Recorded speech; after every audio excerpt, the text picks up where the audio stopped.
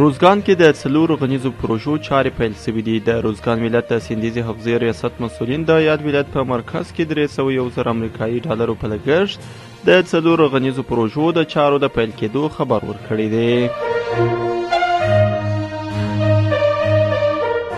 جلال آباد ښار کې یو پانګوال له لوري پر څه باندې یو جریب دولتي ځمکه 350 میلیون افغانیو په لګښت یو سوداګریز مارکیټ جوړ او ګټه اخیستنې ته وسپارل شو.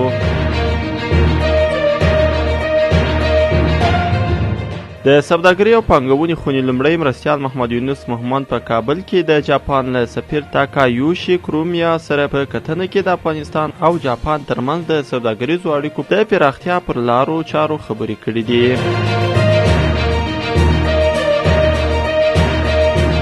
د اطلاعات و کلتور وزارت وايي هیواد کې د ګرځندویانو لپاره د لازمو اسانتیاوو د رامنځته کولو په موخه انسټیټیوټ فعال کړی او ګڼ ځوانان پر زده کړو بوخت دي.